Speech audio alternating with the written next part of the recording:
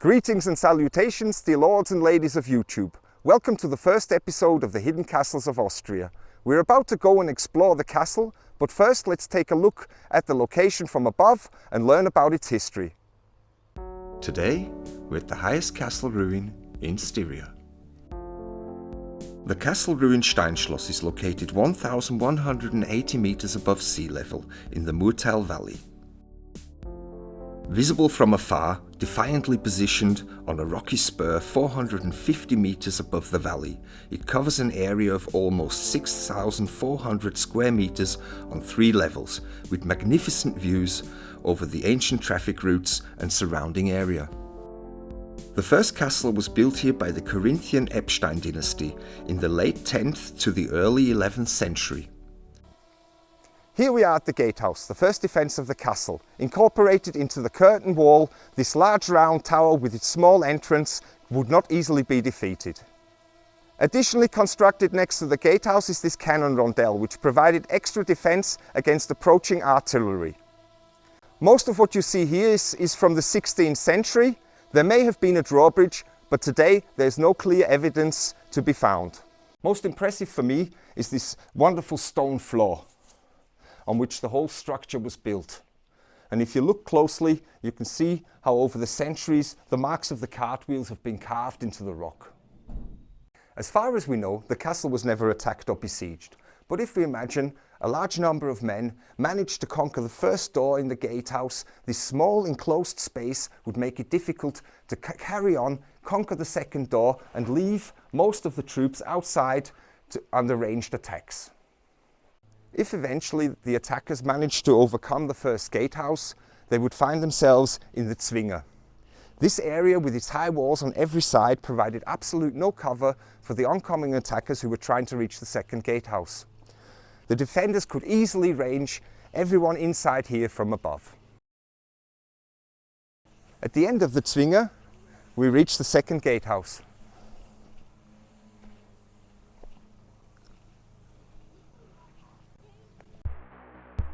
The oldest remains of walls were discovered in the area of the keep and under St. Catherine's Chapel, dating back to around 1100. After the Epsteins died out in 1122, the Traungau dynasty inherited the fortress, and for around 50 years the castle was used as a border fortress on behalf of the Dukes of Carinthia against Salzburg. In 1181, Ottokar von Stein named himself after the castle, and this ministerial dynasty of the Lords of Stein lived here for nearly 100 years. During this time, Styria became part of the Duchy of Austria, then ruled by the Dukes of the Badenberg dynasty.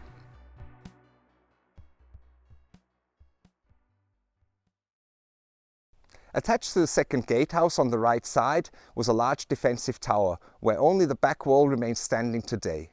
And probably it won't be standing for much longer due to this severe slant of the wall. The second gatehouse was a large rectangular building. Inside, this pillar supported the Gothic vaulted ceilings on all sides.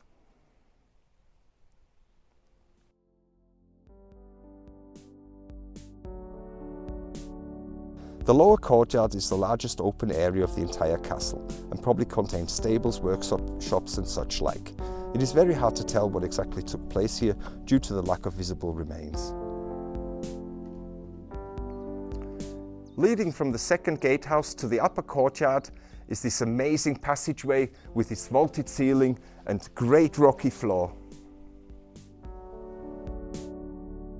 In 1279 the castle was sold to Otto of Liechtenstein.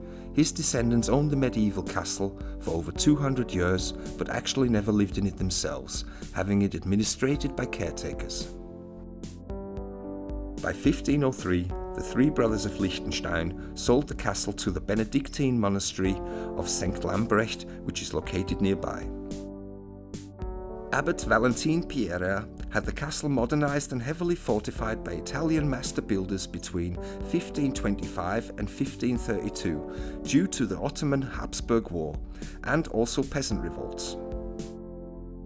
Later the castle primarily served as a summer retreat for the Benedictine monks and was therefore maintained and rebuilt to the changing requirements right up to the 18th century.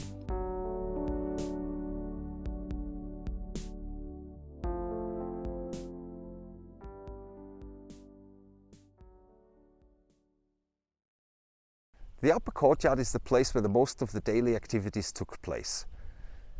Located here are two residential buildings, one behind me and one was on top of the archway where we've just come through. Located in the upper courtyard is this cistern. There are further cellars, various buildings and different types of storage areas. Also located in the upper courtyard is St. Catherine's Chapel.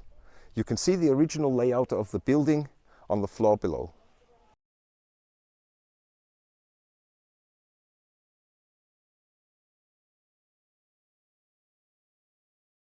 Unfortunately today, the chapel only consists of a few walls and a staircase. Nonetheless, some of the nicest stonework can be found here, such as these decorative columns of sandstone supporting the roof. Here in the chapel we have a great example of an arch evolving over the centuries. As you can see in the brickwork, the large arch, which once was here, was centered to the building, and the smaller arch, which was built later, has shifted to the right. These are the great examples that I like about castle ruins, where you can see a cross-section of the building as it's evolved over the centuries. You wouldn't be able to see this in a restorated or in a perfect castle. Emperor Joseph II abolished the monastery of St. Lambrecht in the year 1786, basically to create a church-state controlled by himself and not the Pope. The emperor took control of church properties within Austria and its territories. However, the order was re-established in 1802 and the properties were returned to them. At this time, the castle had not been inhabited for many years and several fires through lightning caused major damage. From here on, the castle was left to decay and most likely many of the remaining stones were removed for local repurposing over the next 200 years.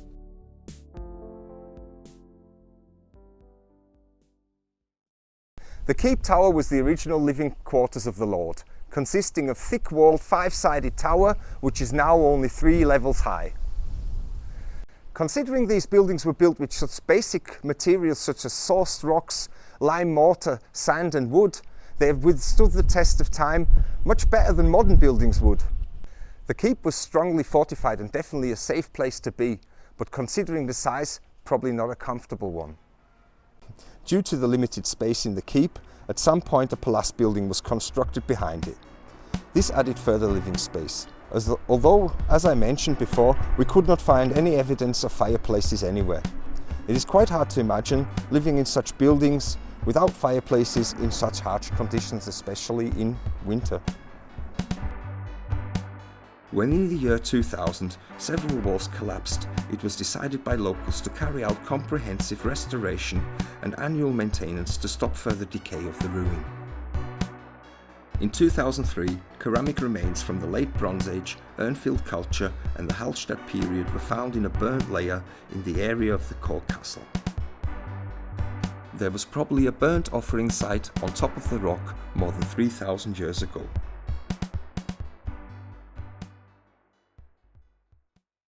The castle is open all year round, 24 hours a day. There is no admittance fee, but entry is at your own risk. Thank you for watching. I hope you enjoyed the episode. Join us again next time on Steve Explores. Till then, bye bye.